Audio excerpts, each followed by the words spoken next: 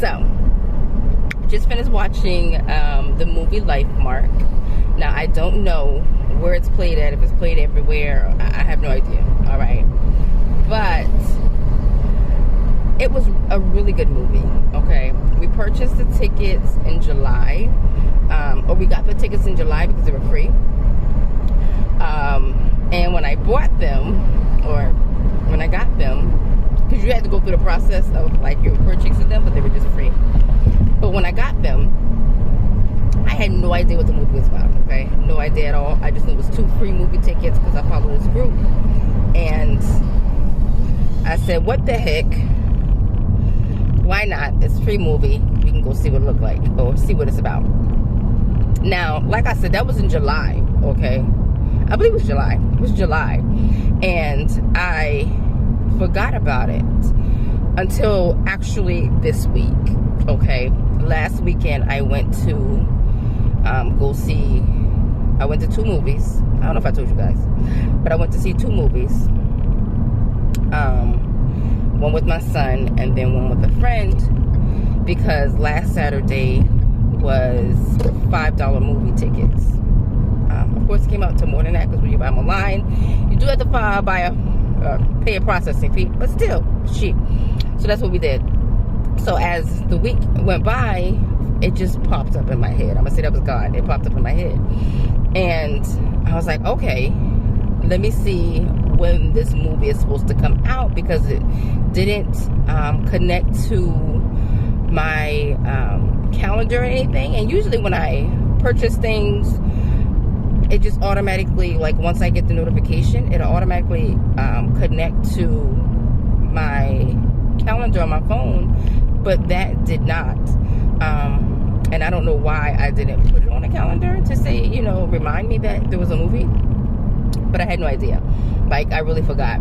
So thank God that I got the idea or the mindset, or he just let me know that, you know, you have a movie that you purchased a while ago, see when it comes out. And it came out today, okay? The ticket was for today. I don't know when the movie came out, but the ticket was for today. So we went, just leaving it, and I really do love the movie. First of all, it's a Christian movie, which is amazing. And it is a movie about adoption, which, if you did not know, I was adopted. Me and my brother were adopted. My parents adopted me and my brother. And in actuality,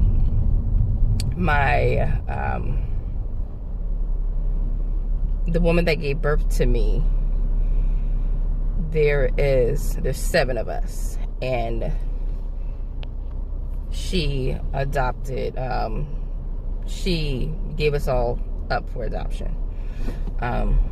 That's the best way I can say it. Like, I don't know what else to say.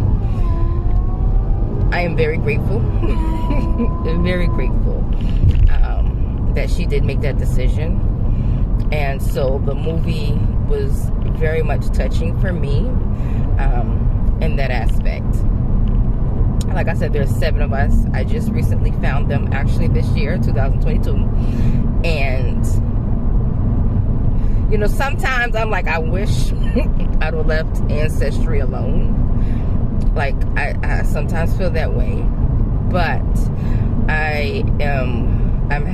I'm developing a real good relationship with my oldest sister, because there's 4 girls and 3 boys, and my youngest brother. We do have another sibling out there. There's one more that no one has met, and I pray on a regular basis that he does Ancestry so that he can be discovered. And it's crazy, but all of us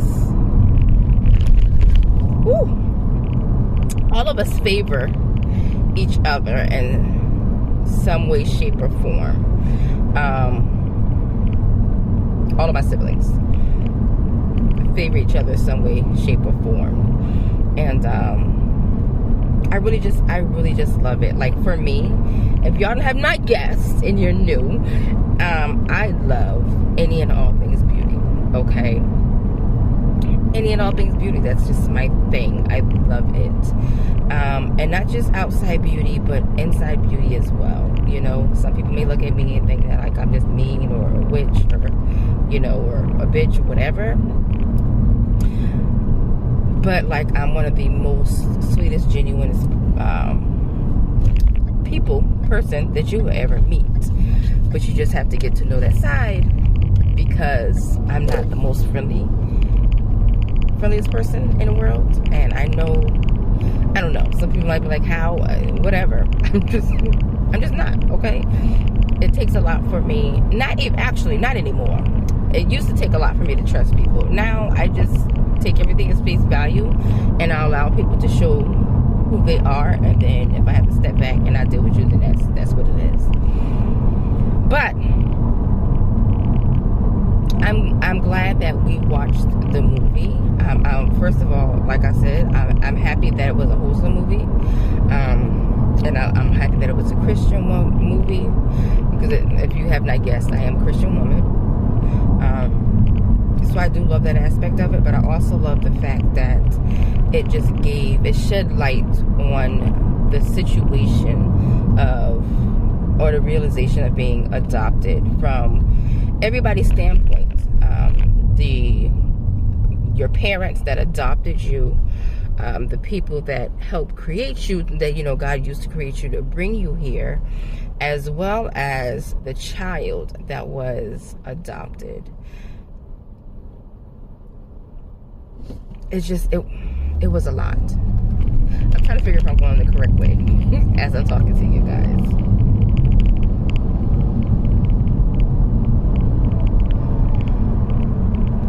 Okay, I'm just gonna go straight. I'm trying, something is off in this vehicle, because these lights should be,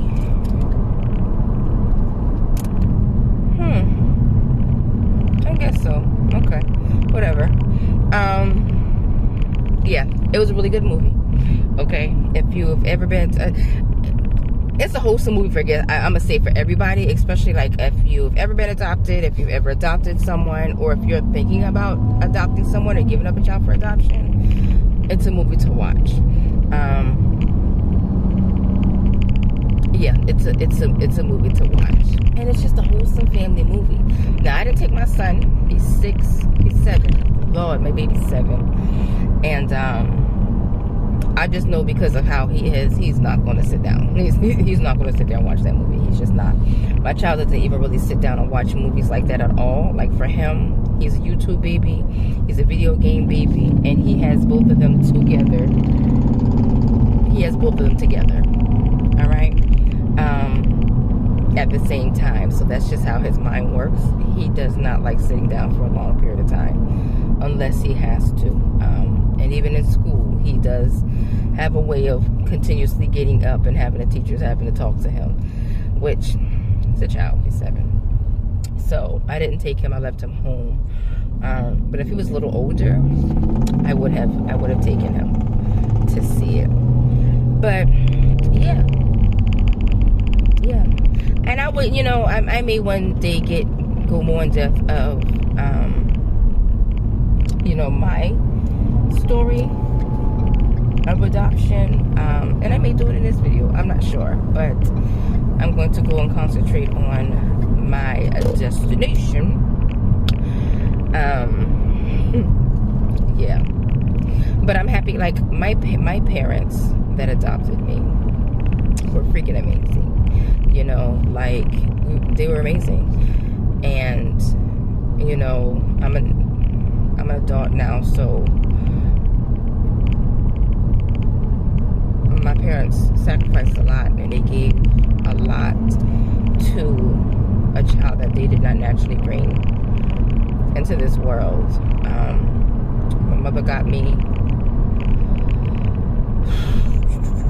I don't know how old I was, okay, but the woman that birthed me did not take me home or anything. So I was left at the hospital. I'm not the first person. My mother's not the first first person that has had me, but she, of course, is the last woman that had me. And my father actually met my mother when she had already had me and my brother. And me and my brother are not biologically related either. But that is my brother. Hands down, you can't tell me that we're not blood brothers, all right? Brother and sister, because I am a woman. And naturally one as well, okay? Please don't take that the wrong way. But my mother had us when she met my father. And they raised both of us. They neither one of them naturally had children. And I'm just blessed as the woman that I am now to have been raised by them, because if you don't know, my mother passed 2019, but to have been raised by them into the woman that I am now, with like my personality and things like that, I am happy. You know, and a movie really sometimes, you know, watching that movie, I wanted to cry, because like I really wish that my mother was actually here to go through the experience of meeting my bloodline, you know, so that I can actually tell my mother thank you for the sacrifices that they made to even raise me. I can't speak for my brother and how he feels, but I'm pretty sure it's the same way. You know, like, you did not have to adopt us. You did not have to take us at all, period. And you did. And based off of the bloodline that I met,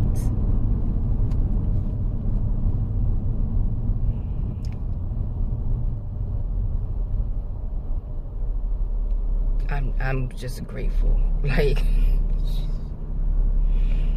I am grateful that she gave me up and didn't decide to keep me.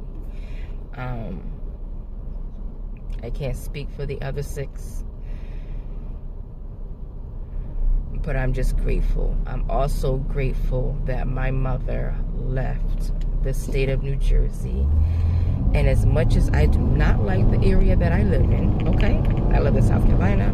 In the Charleston area, I've never felt like Charleston, South Carolina has been home. I've always yearned for being up north and being a northerner, because we always visited, you know, as a kid, we've always visited at least once or twice a year.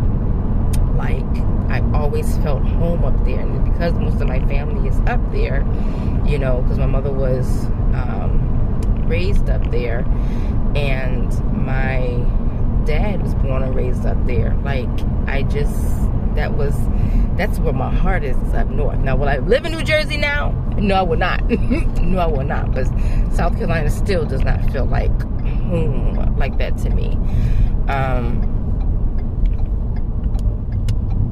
But I'm glad that she brought us here. I'm glad that she loved us enough to protect us as well, because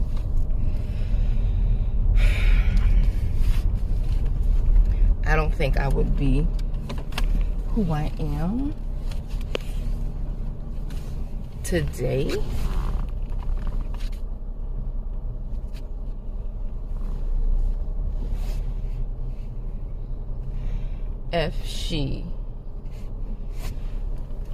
if the woman that birthed me decided to keep me.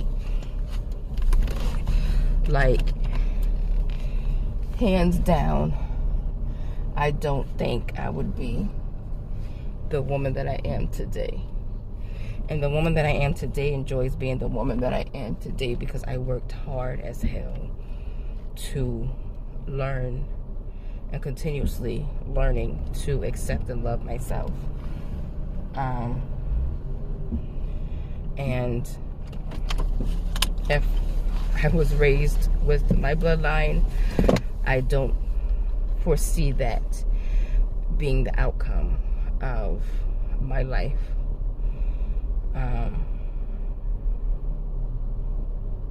even at the age that I am now. Because I've had things. I've had a life, okay? I've been through some things. I've been through things that I may never speak about, I don't know. But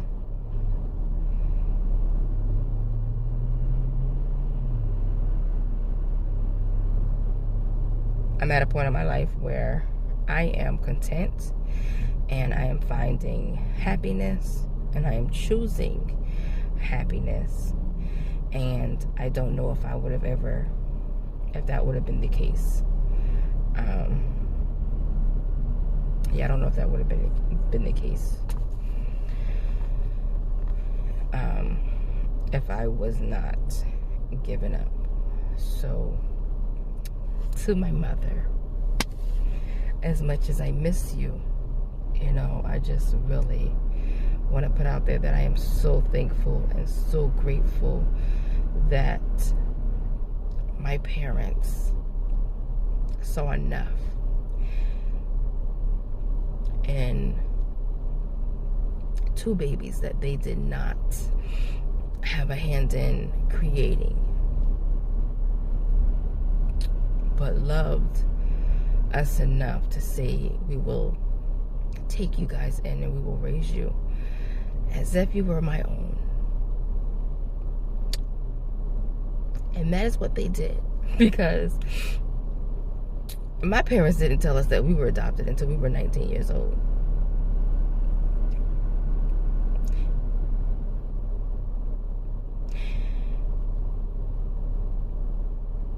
And you would have never known.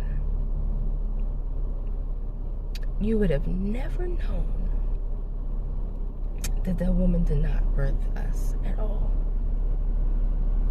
At all. Even my dad. Even my dad. Even now, because my dad is still alive. And I do live with my dad. And, you know, my dad has started becoming, because my mom, before she died, was like one of my best friends. And now my dad is like one of my best friends. And I talked to my dad about just any and everything. Any and everything. And I'm just so grateful. Oh my God, you have no idea. No idea. But I am at my destination. So, I'm going to go get me some food. Maybe some food. Because I did eat some popcorn. But I am going to go get me something to drink. And just chill out. I love you guys. Okay? I may come back on here if I have anything else to say. I may not. Because I don't do well with emotions for people to see. Not like that. Like, you can see me mad.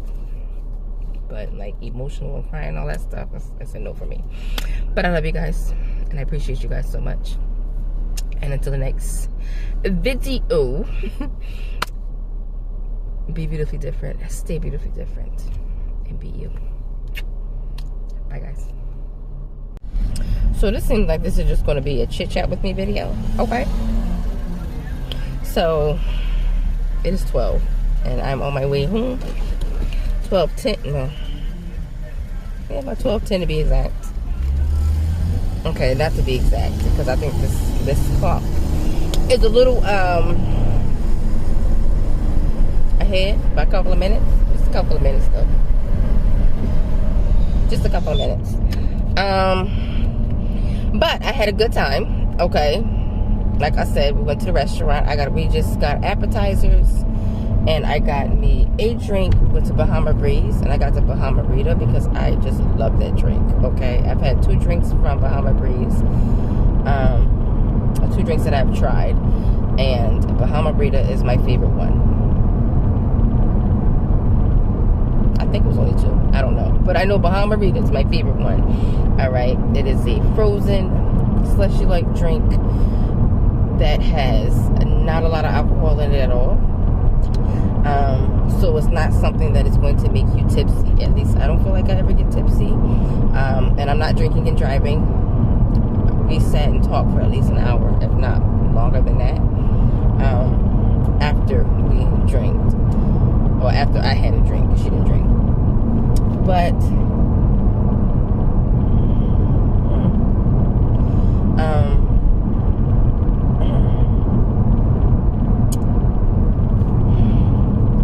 we had fun. We had nice conversation. But I was coming back on here, okay? Because, you know, talking about my adoption and stuff like that.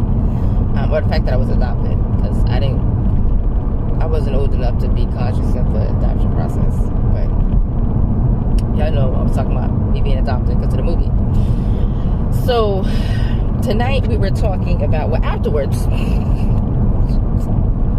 Listen, I am tired, okay? I want to go home, take my vitamins, and go to bed. But I need to go get a taco for my baby. And yes, I said it was 12 o'clock, but he's still up. He wants a nacho Dorito taco. I think that's what he said.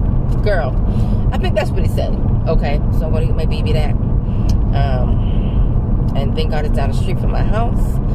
Because, I mean, they close at 1, so I'm glad it's like 12:10, so I have time. But I'm glad it's by my house, so it won't be stale by the time we get it. Because I think like that.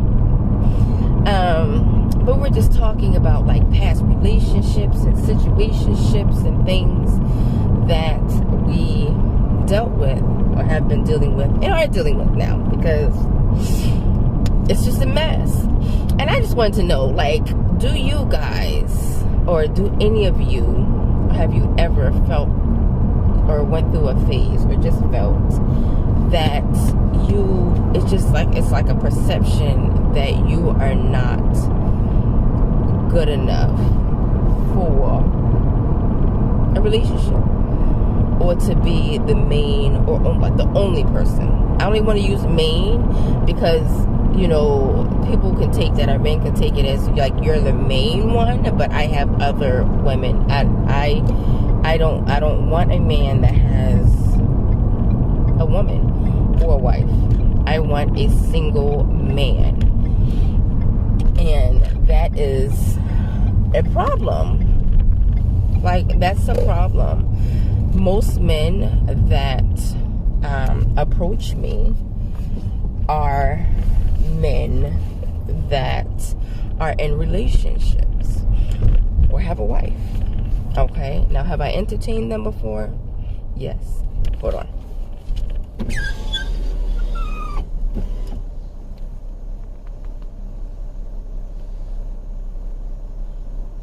I'm sorry, but we are currently closed. Corner online, y'all should be open at 1 o'clock. Yes, ma'am, and I have to close your staff. I swear this is one of the ghettoest Taco Bells. Like, I just don't understand why y'all built this poor Taco Bell.